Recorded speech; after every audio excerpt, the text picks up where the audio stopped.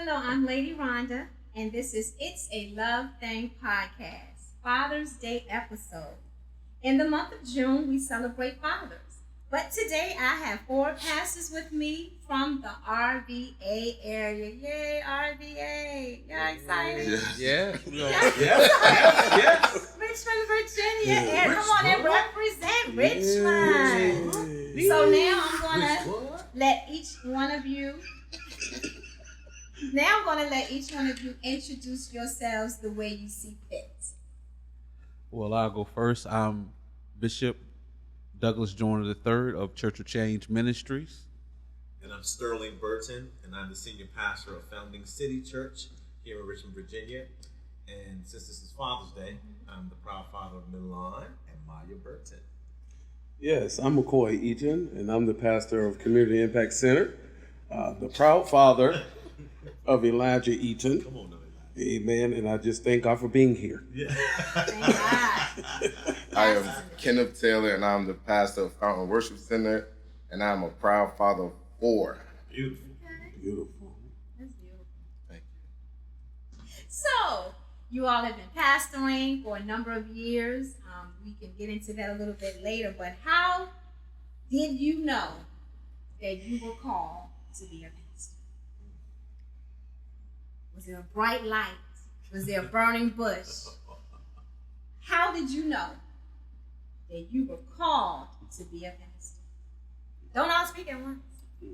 I'm going to go first. I think I realized when nothing else worked, like Okay. nothing else I wanted to do worked, that it was just like God was just always presenting this in front of me. Nah, it's you got to do this. That's when I kind of like realized that it was time to like say yes, and now we here. Yeah. Okay. I think I've known for a good little bit of my life, but I was more comfortable as a drummer. So the pastoring piece was never really a second thought until literally I had most people say epiphany, a moment where just things just like he said, just started going on haywire.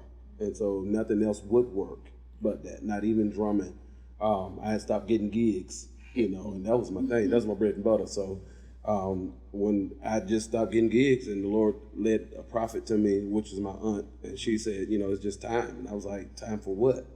She was like, it's time to pastor. Baby, I ain't ordained yet. And so she did all of that, made sure it was in play. And so now we're here 12 years later. Okay, 12 years. Wow. I think, so I've always known I was called to the ministry. In church, I'm a pew baby, so been in church all my life. But when the Lord actually spoke, found the church, or start the church, I didn't tell anybody. I actually told God no, because I did not see it coming. Even though people were always saying that to me, I was like, that's not me. You look over there, Absolutely. And so I had to have a moment with God, because I was looking at all my shortcomings and things like that. I was counting the cost of the things I've done, and I was like, God, I don't want to own this. And so he had to really speak it in a way I would know, so I could walk off. So God spoke into my heart, and he confirmed it in his word. And so now we're here. Wow. As for me, it's similar. I was prophesied on by someone that was prophesying to my mom, and I happened just to come into the house, the wrong house, I think. So when I was still in college, and as Overseer Burton said, I looked at my shortcomings. So I didn't give God a hard yes.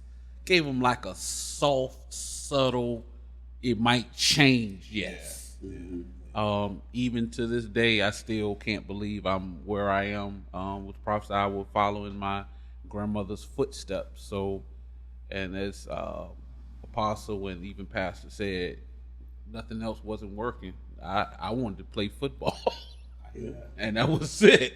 Absolutely. That's what I thought I was called to do. So, we're talking about fatherhood. All of you are fathers. Some named their children. Some counted their children. One, how many? Wait a minute. So, what are the rewards? Some of the rewards or challenges being a father. It's loaded. We can break it down. Let's start with the rewards of being a father. That's gonna be a short answer right there someday. It is rewarding. It is rewarding. Like, I love being a dad. I'm a girl dad, so I love my girls. You know, it's important. It's very encouraging, and it's also like very mesmerizing at times to see myself in them, or to see something that I've done, or see them respond the way that I've like. That's what I would have did at that age. You know, it's rewarding to see a seed and to watch them grow. You know, and to watch them so the scripture is correct. You know, they are a blessing. You know, they do add value to the home. So, yeah. I think I say the same thing. It's rewarding. I have a son, so he's 15, and so I think ever since he was maybe 7, we've had our own handshake. So, cool. So when we see each other, we dap each other up. Same handshake we've been doing for the past 7 so years, and so it's rewarding to see him in school, see me in him. He's hilarious. And those that know me know I joke all day until it's time to do God's work. Praise God. But still joking. I'm still joking. But he's hilarious, and so to see him do that, know that he's intelligent, and he does ministry. The boys are knowing it. Those who've been around him in church, the Lord uses him. And I just try to make sure that we, his mother and I both, kind of nurture that, but not try to push him out there, try to be a wander, because people know how I feel about that. Amen. Rewards. I don't have a handshake with my kids.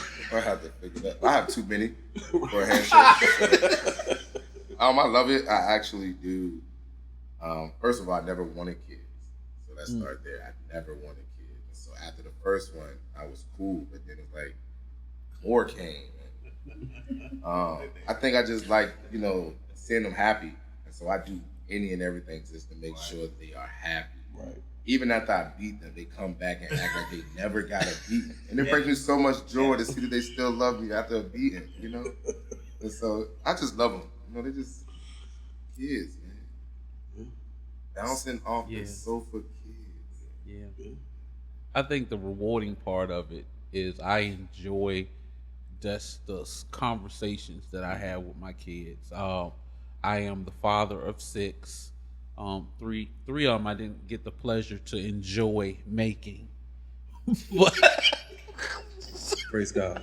I think that probably would have been a reward as well. She said she wants us to be honest.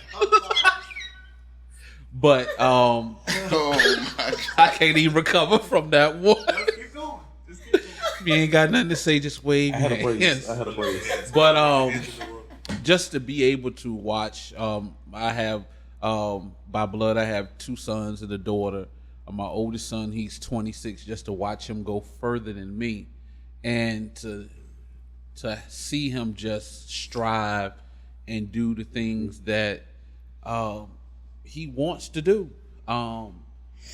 Because the reward for me is just knowing that I can be a good father, not having the proper tools, but to watch them and just to even have those conversations that you don't want to have, and then your daughter come back, because those conversations I don't want to be having. Right. But to see the reward of watching them grow up and just be like, wow, that's me. Well, the 3 that he was talking about and enjoy making would be with me, because I am his wife. If people didn't know it, this is my husband, Bishop Douglas Joyner, wow. And we do share. We have 6 children. This whole time, I didn't know that. Oh, we wanted to keep it a secret. She didn't want her ratings to go down or up or whatever. So we're a blended family of 6. I have 3 of my own, and he has 3. So let's talk about fathering boys versus girls. Now, I'm a girl mother, but you're a father of boys and girls, correct? Yeah, 3 boys. And you have girls, and you have a boy, and you have both. So it would be probably the 2 of you. The difference between fathering a boy and a girl. I'm gonna be honest with you, and you can attest to this.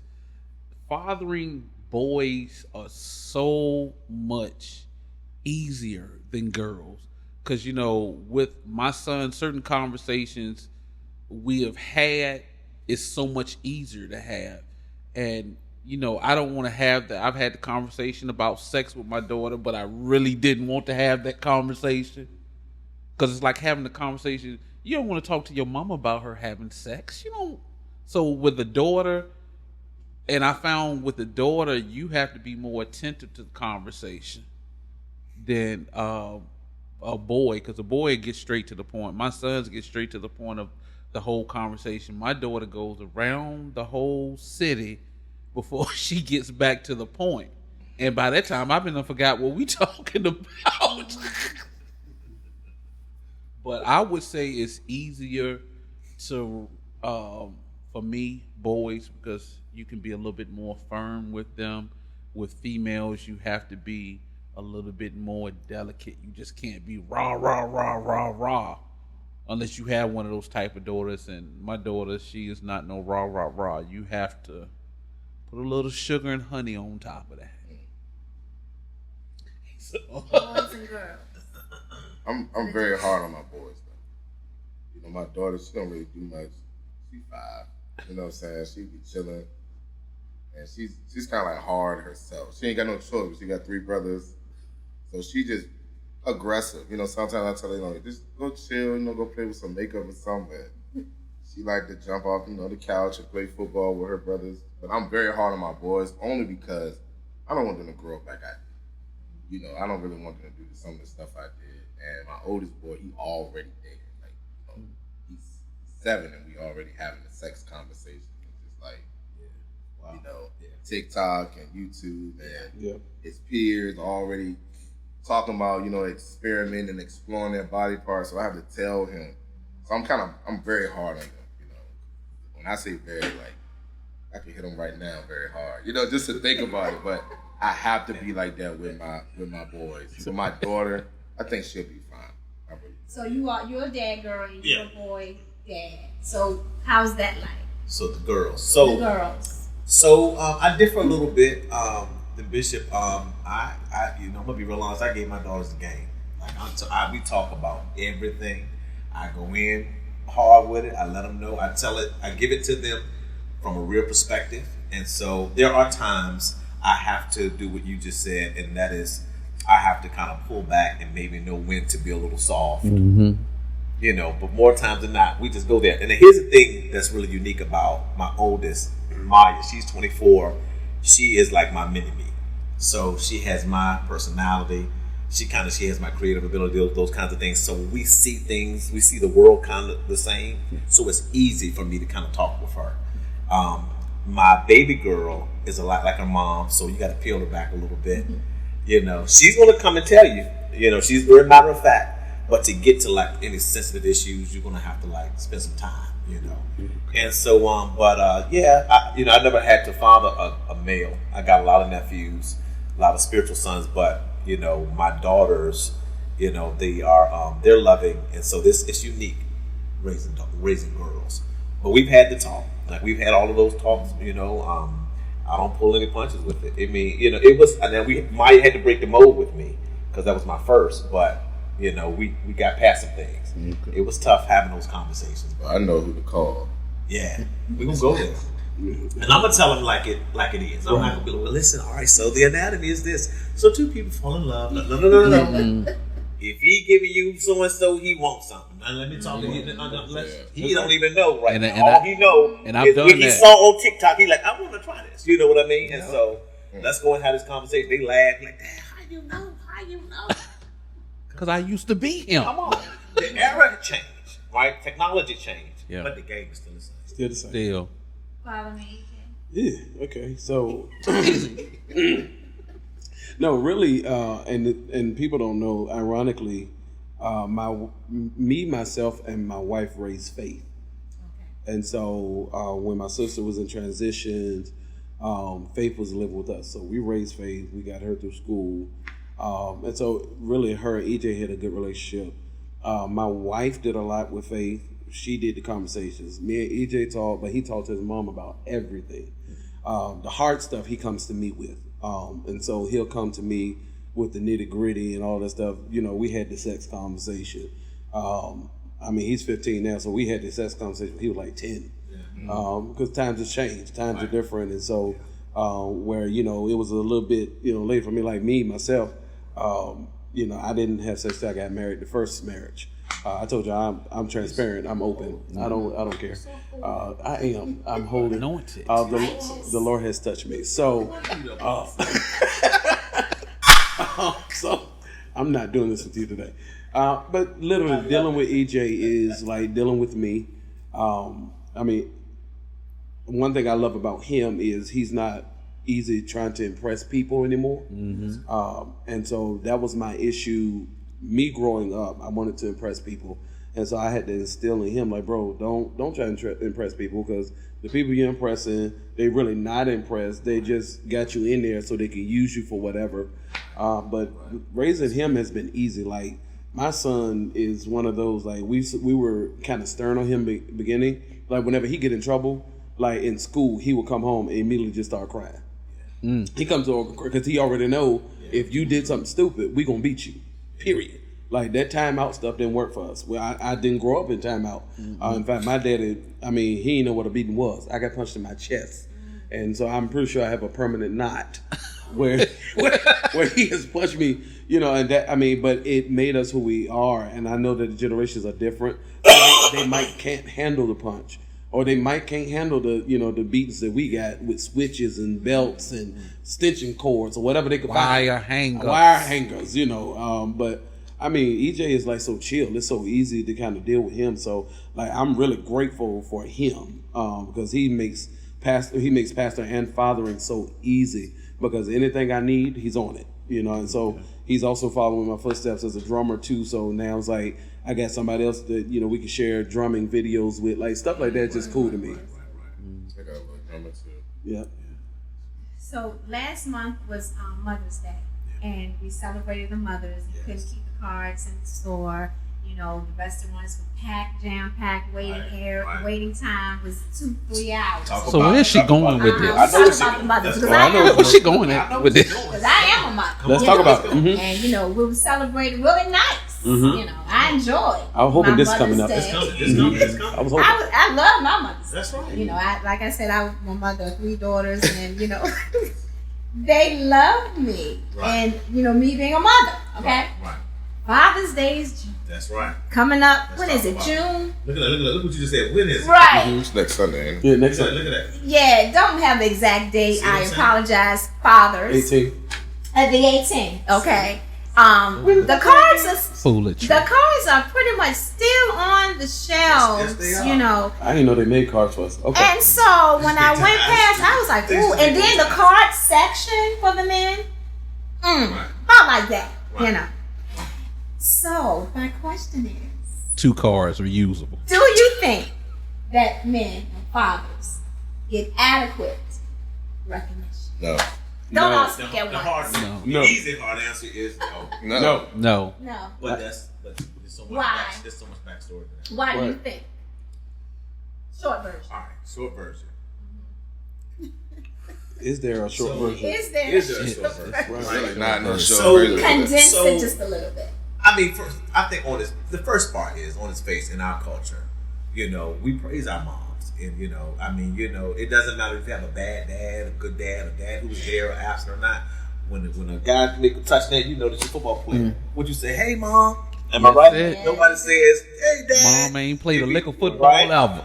You know, it's just that appreciation for a mom, the matriarch of the house, the one you saw doing that domestic thing, you know, and keeping the house together. And I'm not being, you know, sexist. I'm just saying the one you saw in that role. Yeah.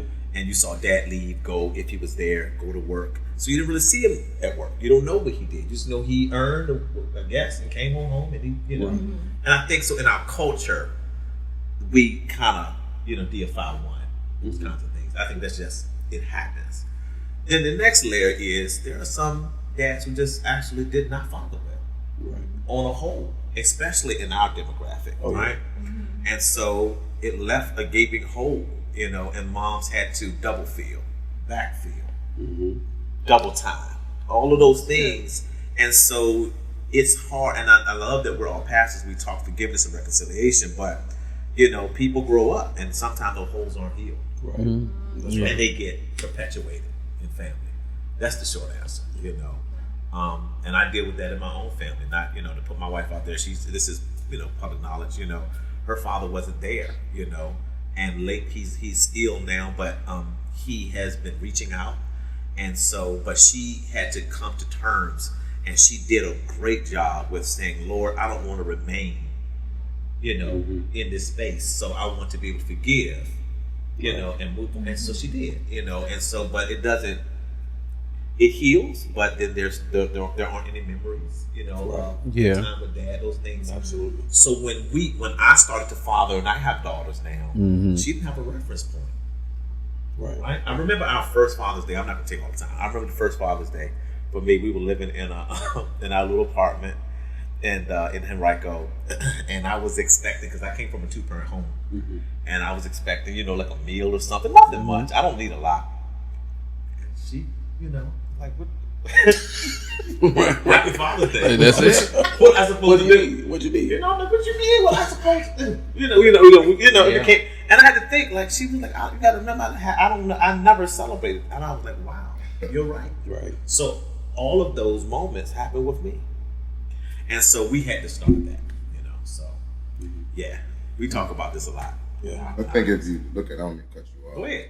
When she said like the section of like Father's Day cards and all that stuff. First of all, it's small, and it's a whole bunch on the shelf, because if you think about it, they already know it's not gonna be too many people coming in there getting a Father's Day card. Like, let's be honest. Like, nobody's thinking about the fact that, oh yeah, that dude take care of his kids, or that man is active in his child's life, and so you'll go in there and you'll see 1,000 cards still on the shelf. That's true. Nobody. It's always a struggle. If you look on social media, you look at everything. It's always a struggle with, no offense, with females saying, I don't know what to get him for Father's Day. You know, that's why I look at, I don't know what to get him. He said a tie. Like, we always get a tie. Yeah. You know, let's do something different. But it's like that because it ain't too many active fathers. Yeah. And so nobody, when people see us, they're shocked. Like, somebody said it to me yesterday, like, so you got your kids all the time? Yeah, like every day of the week. Yeah. You know, I'm always active. That's right. You know, they don't ever go a day without seeing me. And they were shocked. That's right. And I was like, you never seen that before? Yeah. And they was like, no. But it didn't, like, it dawned on me like, okay, I see it. You know, most of the guys are either dead or they're in jail. That's right. So they just deadbeat. You know what I'm saying? They just, I mean, it sucks, but it's just like, that's the reality of life. That's right. It's like, I know I'm not going to get no card. Yeah. You are going to call. I'm going to give you one. Thank you, call me. Yeah, for me, I got, if it wasn't for my wife of 10 years, I wouldn't know what a Father's Day is. My mother always taught us, you know, I saw my daddy go to work and work hard. My mother told us always, have that same energy that you have for me, for your father. Oh, wow. So I appreciated all the things that my father did do, even the hard conversations we never got a chance to have. Yeah.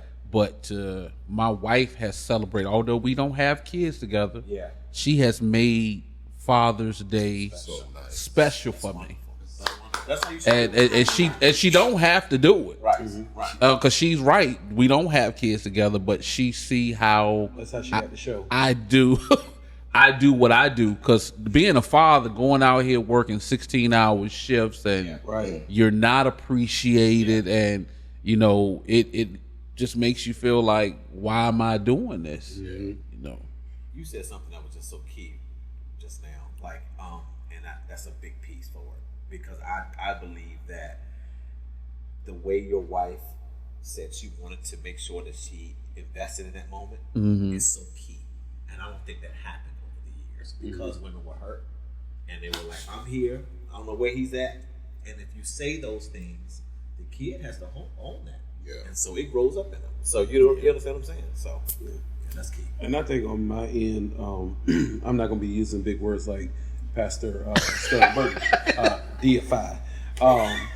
But I would say, like, it's my wife actually is the catalyst for me celebrating a lot. Not just Father's Day, but a lot. And her father was never there. And so she made my son, or trained him, I ain't gonna say made him, trained him to, you know, make sure that he took care of me. Like he now would go and buy engraving stuff that meant something, because she taught him that, because she never had it herself.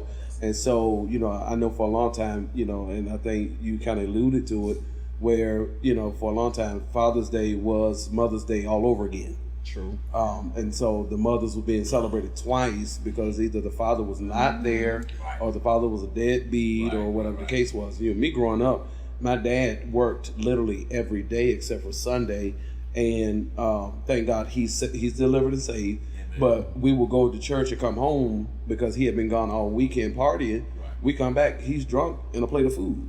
Right. You know what I mean? So that's all I knew of my father. Right. And so really I didn't have a dad that was at football games. When I was in the band or playing football, he wasn't there. And so I had to myself heal so Father's Day wouldn't be traumatic for me. And so, it started being traumatic because, while everybody else is celebrating their dad, I'm like, bruh. Bro, that's real. That's real. And I think that's the case for a lot of people because my father's from the older generation. So he's, you're talking about like 1953, 56. These guys had a totally different way of living than we do now. It was almost like, we're from the backwoods in Southampton County. So I think, slavery was the last place slavery left. Yeah.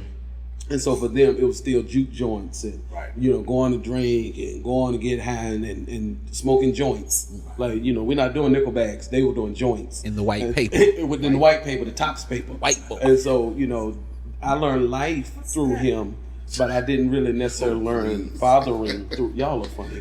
Trying to act safe. You ain't been saved all your life. You're not safe. You the one tapped me on the leg.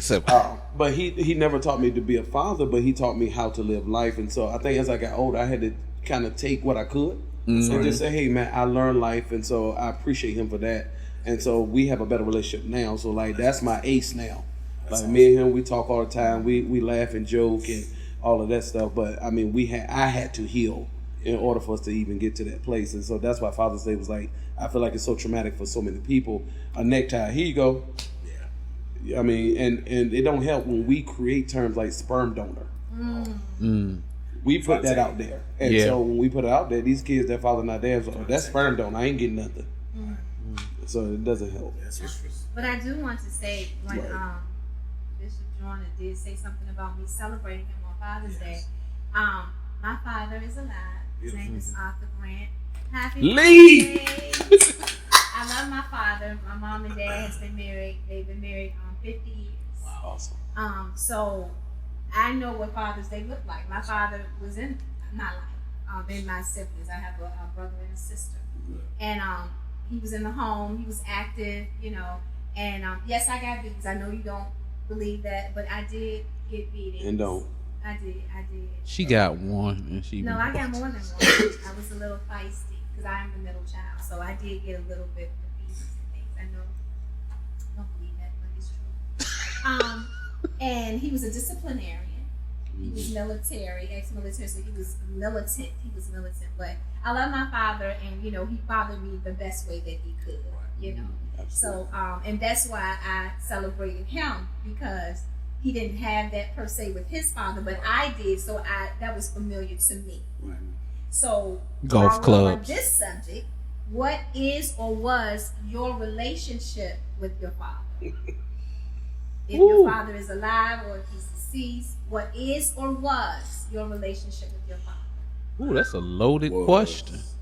Condense it. For me, like Apostle, I watched what my father did. I tried to be born. I'm named after him. I tried to be everything that he wanted a son to be. Football player, all of that. But father never. I learned football on my own. My father never. I don't even remember the day that we played catch. He been to one game, and he came to that game. It had a meaning to him because one of his homeboys that he raced cars with was going to be at the game too. Our relationship, it was no relationship. It was more of a dictatorship. I was his son. I did as he said, and basically, that was it. I actually, honestly, I think I have a better relationship with him now that he's passed away. But outside of that, it was no relationship. He was in the house like I tell some people, I think I wish my father wasn't there, because then I would have an excuse for not knowing certain things as a man.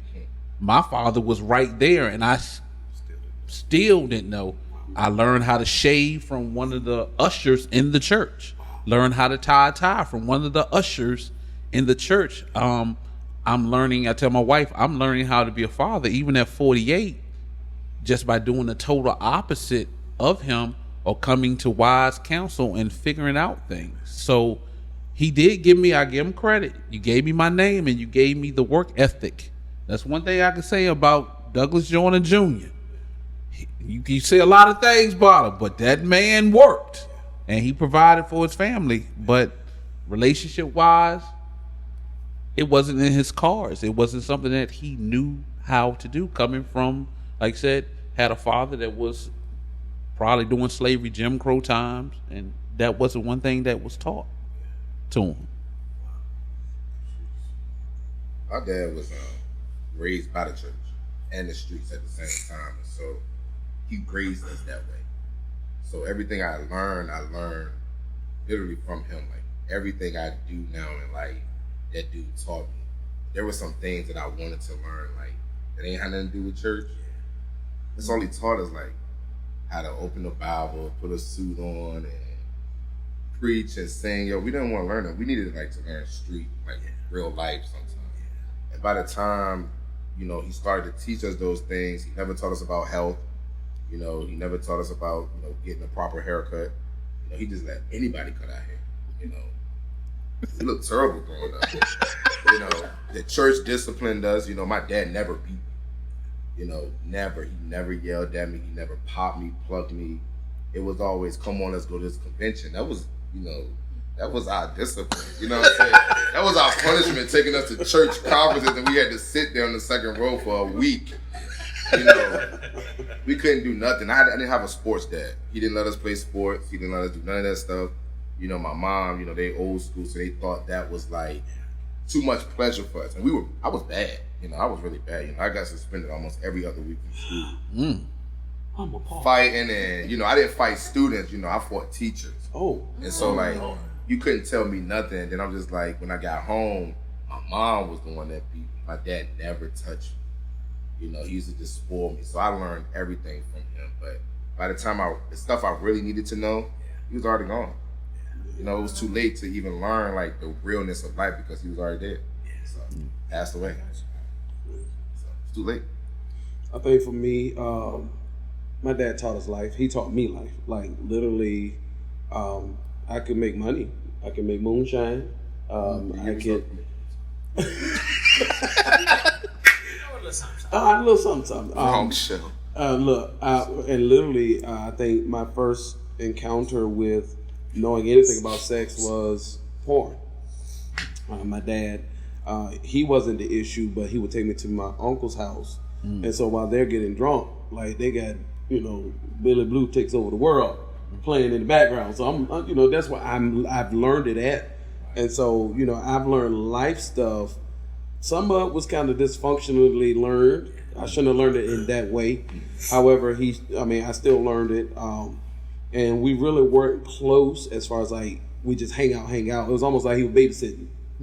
And so it wasn't, my son with me, I got my son. It was like, I got him with me.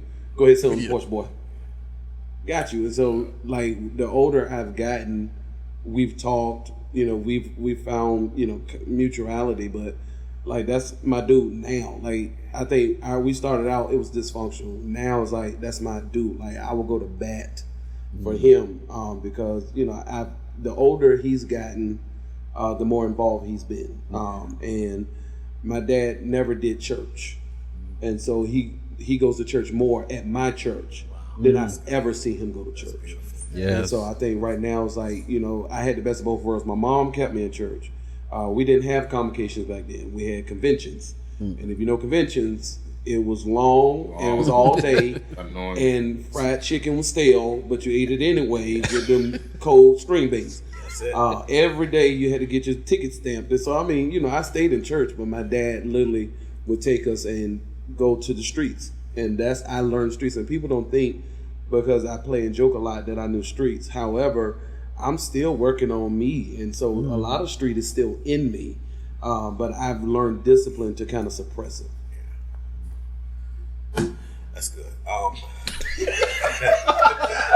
I'm weak.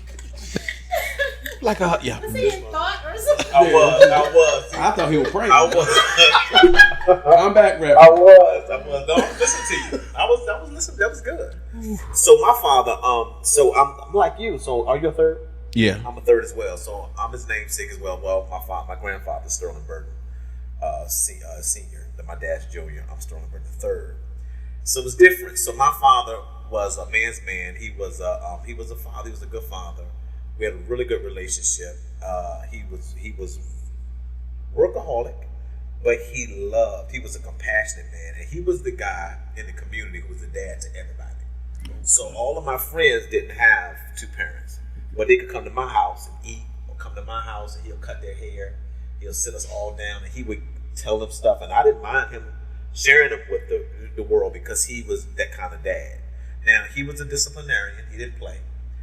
He wasn't jokey. I got that from my mom, but he wasn't in the church. He was a street guy, you know what I mean? But he worked. He was born and raised in Churchill in this city here, and so but he would take me. I mean, this street Broad where we are, we would walk and he would point people out. He would introduce me to store owners, and so I felt proud of my dad, The part that, so we had a good relationship. The part that I struggled with was when I started growing up and needed to know more about me, go deeper, some of my own insecurities. He didn't know how to communicate that, and so that was where we hit a roadblock. And then so it's crazy how subsequently the enemy was already on my trail. I told you I was caused from a kid. Mm-hmm. So the enemy was already on my trail. And so drugs and hustling and that kind of thing pervaded the men in my family. So my mom tried so hard to keep me out of that, and it found me anyway. And so that was a real hard time in our life because I lied and hid it from him. But he already knew because he knew everybody. Mm-hmm. And so he was protecting me in the streets anyway. So it was kind of crazy. So it was some dysfunction. You said dysfunction. That's my mind. My mind went because I identify with that. And so we had some dysfunction. And so one of the most weird things that happened that I thought was peace then, but I realized it was dysfunctional, was we found camaraderie in some negativity. And so the dust settled for us, but I was being inculcated and brought into a lifestyle. You being what? Inculcated. It's dictionary. I thought he was saying Caucasian. It needs to be cultured or be taught the way I was being taught. The ways of some. Yeah. So if you use big words, just expound on them. Just expound on them. All right. Okay. So I was being taught some. You know what? I can't help it. Yeah, he's in New Orleans of this.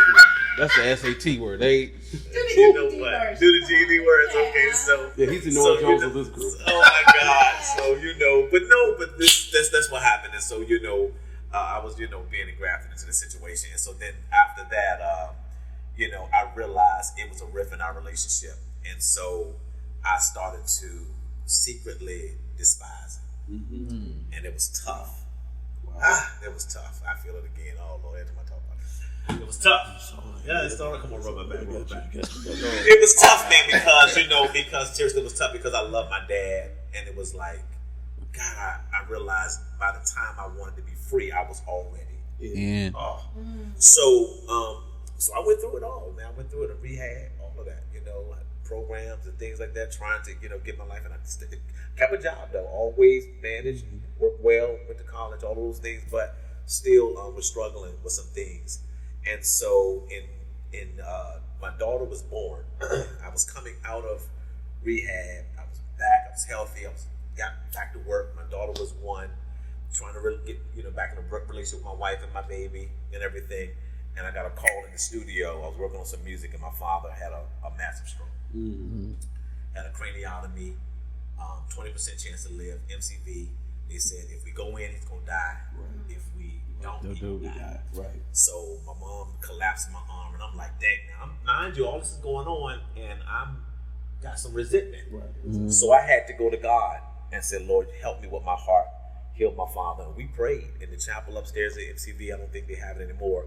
And God healed him. He's still with us today. So he's still living today. Amen. He goes to my church. Yes, sir. Yes, sir. You know, he's saved. You know, he comes in. He doesn't talk much, but he raises his hand, and you know, he worships. And I thank God. So you know, I truly couldn't have that conversation with him, but I gave it over to God. I really did, and I just enjoyed the moments that he was there. So, so real layered, but he was a good dad. He is a good dad. I'm not talking about him in the past tense because he's not the same as he was once that. Because my father taught me like, you know, he taught me like dressing and clothes and you know and all of that stuff, like you know, hair and like he groomed me. He sat down. He would spit shine my shoes on That's Sunday what you morning. get that from. Yeah, I mean like. You don't need no spit for those guys. I mean, that's my dad, though. Yeah, you I need mean, to spit for those I had play clothes, you had church shoes, dress shoes, Absolutely. go to, you know, and like, you better not mess up, you know. And so, you know, and so I like giving that to my daughters and other young men in my church. I love that, you know what I mean? He was a giving guy, you know. While we're wearing Ferragamos. Okay. That's my big word for the day. You know, I mean, but that's what I came from. I mean, you know, these guys talking about Gucci and all of this stuff. Like my dad was wearing that stuff, man. Way back then. Way back when, right before. Yeah, it just was. That's what it was in our house. You know? So we're talking about church. We're talking about being pastors. Yeah. Some pastors and some organizations, they don't what's the word I'm looking for? Acknowledge spiritual fathers. Yeah. Okay, and some organizations do. Right. So in your respective churches, do you all acknowledge the spiritual father? Do you all have your congregation, do they refer to you as their spiritual dad or father or not? That's the first question. Ooh, I want to answer this one because I'm excited. I have a spiritual father, and with a Batman shirt on. Actually, he happens to be our leader, our spiritual They leader. don't have like Yeah. So, He's our spiritual you know, leader. to to hear him acknowledge other people, but then to see him on that Sunday, probably one of my fondest memories of my spiritual father, to acknowledge where he was wrong, and God did bring me to him to Father. That's something that I have always wanted from my father.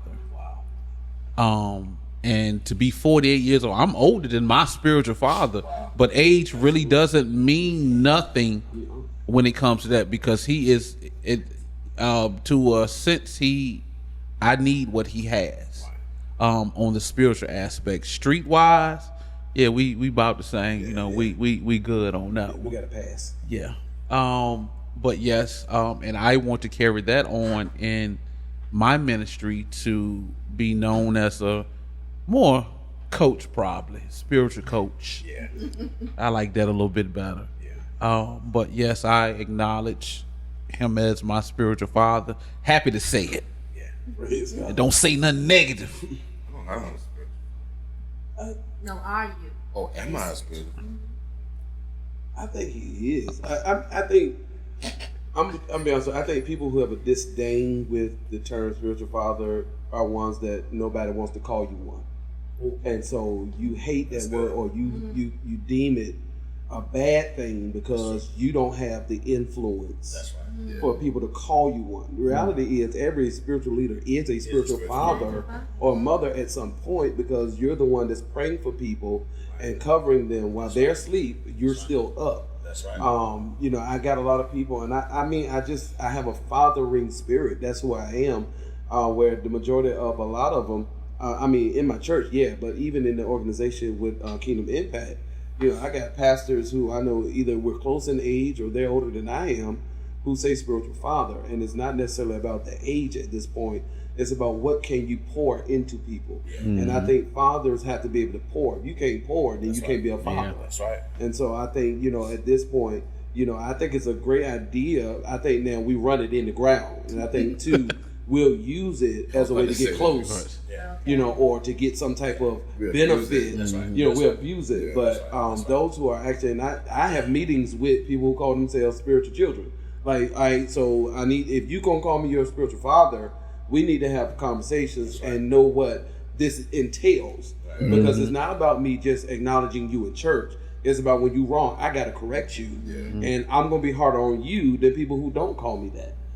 Because that's just who I am and how I operate. And so I'm gonna give the same principles that I give my biological son.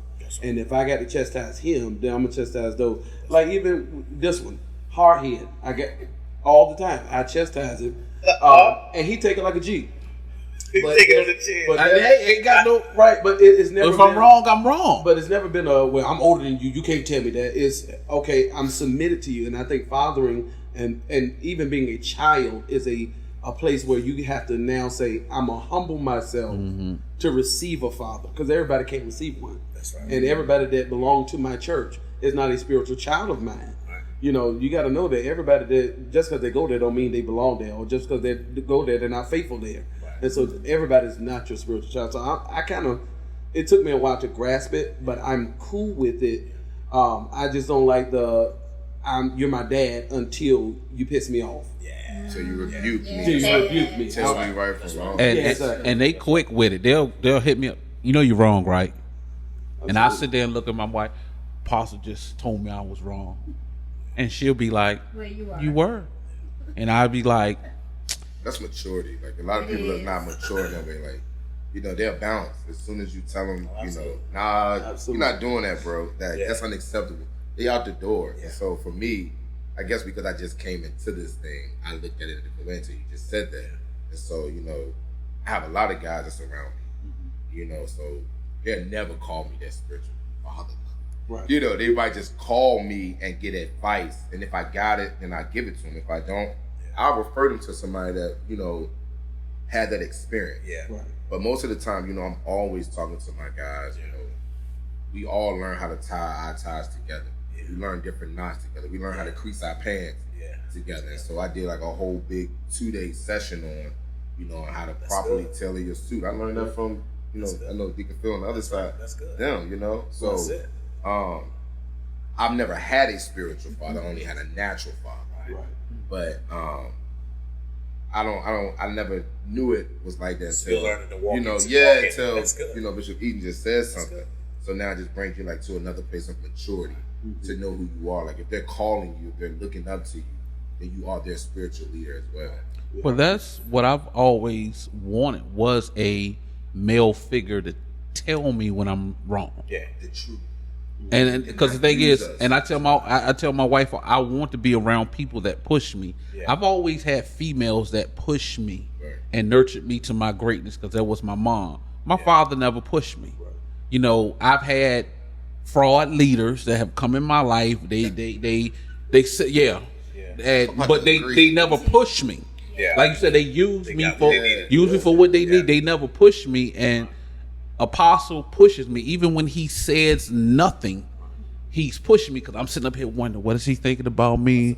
Was my sermon, my delivery, is it time? I'd be like, baby, is it time for us to go ahead and get back out in the ministry? Because he really ain't saying much. Well, see, you gotta, as a father, know your kids. Like I can't do you like I'm gonna do Dana. At the end of the day, Dana might need that, hey, this is what it is. And I'm going to tell you where I learned this from. Bishop Johnson. He will always say that I can't treat all of my kids the same. Mm-hmm. And so, there were times where he wouldn't say nothing to me. And I'm like, yo, I'm begging you for help. And he's like, when I got older, I understood there are some kids you don't have to say nothing. They're going to dig their way out. Mm-hmm. There are some kids you have to say something, or that whatever they fell in will become their grave. And so I realized that some of them, it's their grave, but for some of you, it's just more work for you to do to help you get to where you're going. So a lot of times I don't say nothing to you, because I know that you'll dig your way out. Somebody get a bucket and a mop. He oily over here. It's oily. So I do identify with the spiritual father. I have a spiritual father. I've had 2 in my life. I was raised in Redeemed Assembly here in South Richmond. Mm-hmm. And so Bishop James Harris was my spiritual father for years. When I left there, my godfather, who actually came out of the same organization, was my godfather since I was 4. The Lord led me back to him, and he and Archbishop Dennis kind of took me in when I started to pastor the church. And so, in that sense, I do have a spiritual father. I feel like I need that, someone that I can go to that can check me and can say to me, son, and I know it's coming from a good place. That's important. To father, you definitely have to have love. It has to, what you're sharing has to be couched in love. The person has to understand that you love them, and that has to be the tether. You know what I mean? And so that was unique for me, not just the title. And so I have become a father to so many. So I have a really unique. So people come to my church and they like all of these people. So I got a lot of family at my church, right? And so aunts, uncles, all of my nephews, all of my nieces, like all of them go to my church, and they're all like, they don't call me. My nickname is Chili, Uncle Chili. They don't even Pastor Chili, or Pastor Sterling, or Uncle Pastor, whatever, and it's So that's I'll put that in street name. So it's a wonderful thing, though. I really thank God for it, because my second year pastoring, one of my oldest nephews, he came home from DC, and he did like a little small speech, and he said, I thank God that you said yes, because it gave my brothers and I a place to worship and to call home. Wow. And it broke me right there. That broke me in the service, because I was like, wow. And this is my brother's kids, but they needed to be in church. And so I love the way God orchestrated it, and that he gathers. So, standing as a father is powerful. Yeah. It's powerful. Now, speaking of fathers, God is our Father. Yes, He is. He is the ultimate Father. Come on. Our Father. Who art in heaven. Come on. Come on. How do you incorporate God in your journey of fatherhood? You got to. I hope you ain't leaving. Did you add God into your fatherhood? You got it every day. Yeah. I mean, one of the things that I definitely do is I take a page from King David. I got to repent every day. Every day I have to have a heart of repentance. God make me better today than I was yesterday. Right? Yes, God. And I mean, that's just to strive, and sometimes you may miss the mark, but Lord God, I got to be, I want to be centered, and I know that I can be off-centered. And so God, please help me to stay healthy. And that was big. That's one of the reasons why I struggled even saying yes, because I was like, God, I don't want to lead anyone astray. I don't want that. I don't want that. Absolutely. I don't want that mantle. I believe revelation. You know what I mean? And so I have to keep God close. And then I have a Holy Ghost that the Holy Ghost checks me for real. Not that I'm serious, because I don't know this power we people talk about, and it just only quakes at church. Right, exactly. And the microphone, and when it's time to dance in the front of the church. Yeah. I'm talking about when I'm in my own mess and I'm by myself, and God says, pick the phone up and say you're sorry. Get it right. Like, that's the kind of, and I try to be that to my children. My daughter's standing over there. One of the things that I do, Lady Jonah, is she doesn't like this, but I learned this from my dad. So I'll discipline her, and sometimes I can go hard. I have to pull back, like you were talking about. I can go hard, and sometimes I have to look and just kind of temper it, because I can see the lips quivering, and and they go off, and I have to pull back. And sometimes my wife give me a look like, "Oh, you look too tough," and then I have to go back and say, "I love you." And then my daughter like, "Oh, here you go. You just chew me out." But I want you to know, with the same grace, I love you. And I pull her in, and I play with them. I wrestle them. They dive on me, because that's something my dad did. When I hated it then too. I'm like, man, you just whooped me, man. Right. You don't love me. Right. But the scripture declares that that's how you know I love you. That's how I know. So yeah, I need him every day as a father. Man, you can't father without it. Church. Huh? We got that type of love at church. Like, we didn't get that at home. Yes. So like, how you discipline your child at home, you come back and love them. Yeah. Like, we got that at church. Okay. My dad would discipline us openly. He Okay. used his microphone as his tool. Gotcha. And so we didn't know that difference. Like, we learned a lot about my father at church. Wow. And, that's kind of like one of the things I wish we would have known growing up. Yeah. Like, be honest with us at home. Yeah. Like, we shouldn't have to know, like, your infidelities and your scandals and stuff Right. at church. And now you're making us look stupid. That's right. Yeah. You know, and I started to adapt that. I feel you. And I'm like, oh my God, hold on. Let me put this microphone down. Yeah. You know, he would apologize and rebuke us at church, That's but right. he never openly, like, I've heard my dad for years tell those church people that I love them, because I still pastor them, That's right. tell them he loved them, but he never told us that. Wow. You know, we'd be at home like, bro, like, you know, you just told somebody else's son you love him. I just watched you give $1,000 to somebody else's son. I need shoes. You know, Yeah. we didn't grow up with that, Wow. and so I kind of wish like he would have gave us that. Yeah. Not on his deathbed. That's right. Like the only time I get a hug from him is when I gotta help you in the wheelchair. Oh, Jesus. You know, that's kind of like different, but you know, Oh, that's I'm good. learning That's to neat. do That's the. neat. That's good. I'm learning to be the opposite Yeah. for my kids. That's you know? it. Same. I'm less That's with it. like Exactly. I'm less with beating them up. You know, Yeah. I may tell a funny story over the pulpit because I've already had that dialogue with Yeah, Yeah. well, child. you Yeah. had that So I'm not conversation. embarrassing Yeah. them, but yo, I'm always, I love you, bro. I love that. You know, we always doing something. Yeah. You know, I'm always going broke for them. You know what I'm saying? Because I have to show them in many different ways and forms that I love them.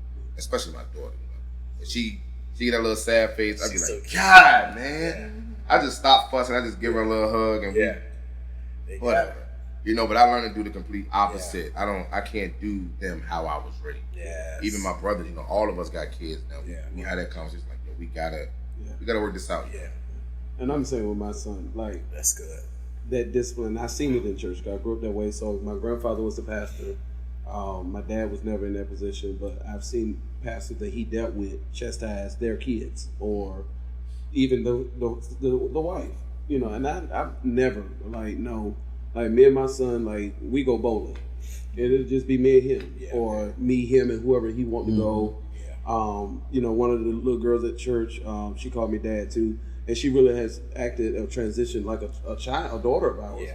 But when it comes to me and him, like we will go out and eat. Like he'll spend time with his mom, but I'll take him out. We'll go have a conversation, joke, laugh, whatever the case is. But I never wanted to do that over the pulpit type of deal with him because I've seen too many people scarred. All of my aunts and uncles were scarred like that. Like you put their business out and like he said, you never got the I love you. You know, I tell my son on a repeated basis, like, bro, I love you, man. Yeah. And, you know, he was like, yo, I love you too, Dad. You know, that means a lot to me because, you know, my dad didn't start telling us he loved us until I was well in my 30s. And, you know, sickness started hitting and so all of this stuff. And so now I don't waste time telling my dad I love him. Yeah. And I definitely don't waste time telling my son, hey, bro, I love you, man. And so, you know, it's just that stuff will change you. And if you can make it can be negative or you can make it positive. Yeah. And don't repeat the actions that you received. Yeah. I just thought about my dad when you were talking about yours. I love the relationship you have with your daughters because when I got a B, it was just that. It won't no coming back saying because they were born in the 50s. Yeah. You know, they're 70-ish now. Yeah. So it was a different era. Yeah. And when I got beat, I got beat. Yeah. And, you know, it was a whipping or Yeah, whatever just it can't was. believe that. Yeah. I did. I can't get believe beat. I feel you. So, and then he didn't come back He and didn't come say, back. I love you. He didn't hug us. And we only, like you, we didn't, my father and I and my siblings didn't start saying I love you until I was an adult. Wow. I didn't hear that growing Wow. up. I knew they did. Yeah. Because of how they took care Right. of us. But And, verbalized. you know, Right. they never verbalized it until I became an adult. So I love the story that you did with your kid. I wish my dad did all of that, and I think I would be, but that was an accident. But you know, you know, in the contrast, I love that if you can see the contrast, and this is a beautiful contrast. But I'm just listening to Pastor Taylor. It's funny because I grew up in church. Like, get this, I'm born in church, but my dad is not no church. He's not a church guy, right? And so there was a riff in our house because he like, you know, you give me money to pastor, they're having a squabble in their life, right? And you feel it as a kid. But, you know, I'm in love with church. That's where my friends are and those kinds of things. But it got to the place where one of the things that he did, he was just saying, I'm going to give you what I didn't have as a kid. And so he didn't get that love. So he, you know, he was ostracized as a kid. You know, I think he was actually given to another family in the family. And he had to make his way back, migrate back to Richmond to be with the rest of his family. So he expressed I'm like, wow. So he was doing what he didn't want, what you said, what he didn't want. me to go through. But he wasn't spiritual. I could go to him for spiritual advice. Right. I could go to him about, anything else. So I had to go to my mom for that, or I went to some other man at church. And so, like Pastor Ken is saying, so, the open rebuke and all of that stuff. And so I had to navigate through that, But the beautiful thing about having a real strong father is you won't go mess with his kids.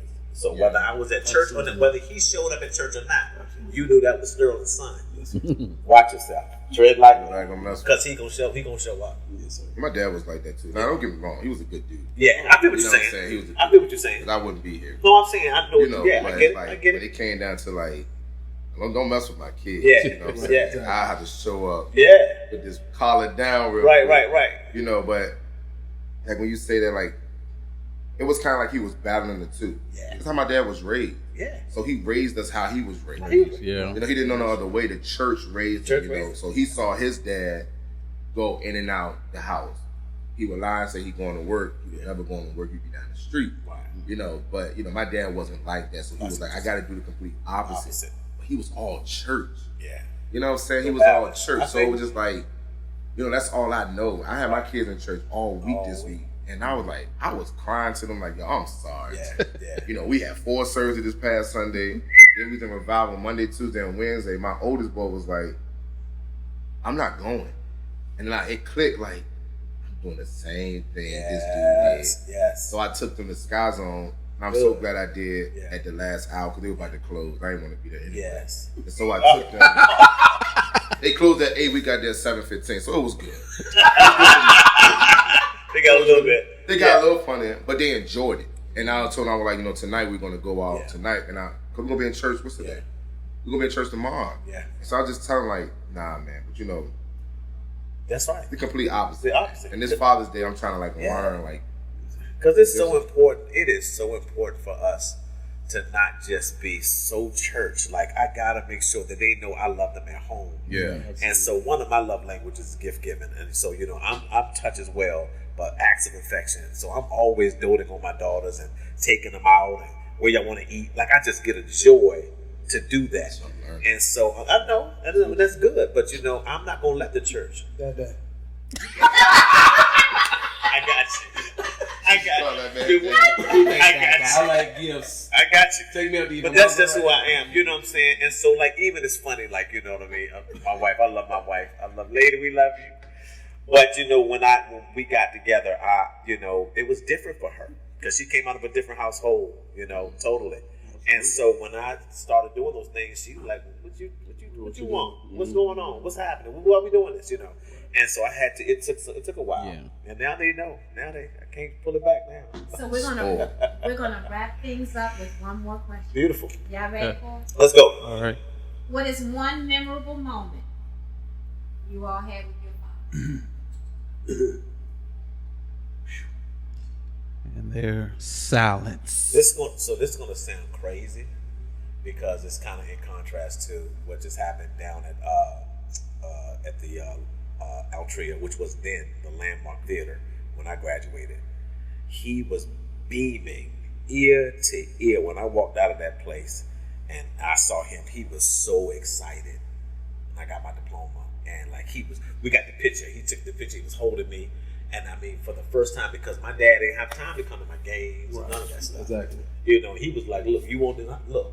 You got food, But that was the best moment, I think. Him standing there, me getting my diploma, and him being so proud. And then I got accepted to VCU on an art scholarship. And he went down here. There was New Rich store on Broad, and he bought a VCU shirt, a T-shirt. That's all he bought was a T-shirt, and brought that to me and gave it to me. And I held on to that shirt for a long time. I don't know where it is now, but that was the fondest memory. That summer. I think I may have two. One that I think I was about 16. No, actually I was 14. I gave my life to the Lord. I'll never forget it. Amen. And you're funny. And I think because I was so excited about Jesus at that moment, I think it was 2, maybe 3 weeks later, he had came to church. Never been to church. Don't go to church. Don't do church except for funerals. And he don't even like going there. Wow. And he gave his life to the Lord. And, I prayed him there. And so that was awesome. The number one.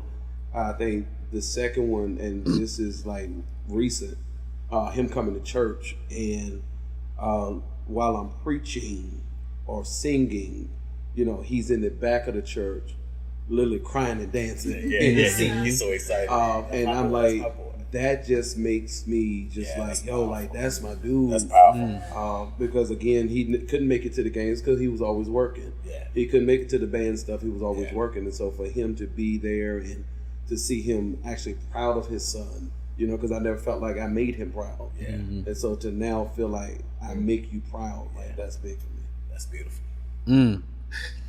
Well, my memory is not. I wish I had those memories. My high school graduation got fussed at because I didn't give him a ticket because he told me he wasn't coming. Wow. So he didn't have that, graduated from college. Yeah. I would say my fondest memory of my father probably was me doing his eulogy. If I'm honest, I didn't have any fond memories, no stories. That would be it. Wow, I, golly. It's all good. No, I'm fine. I think mine was, so there used to be this thing in my house growing up, which I always thought was a lie. So I don't know if y'all ever heard it. My dad used to say, I'm going to see a man about a dog. I heard I'm going to see a man about a horse. Yeah, so he said a dog. Okay. And sometimes, he would never come back with a dog. And, yeah, it was a saying. So as I got older, I'll tell you what that means off camera. As I got older, I knew what it meant. It was first of all, it was like mind your business. Right. Yeah. So one day he said it. He was gone so long.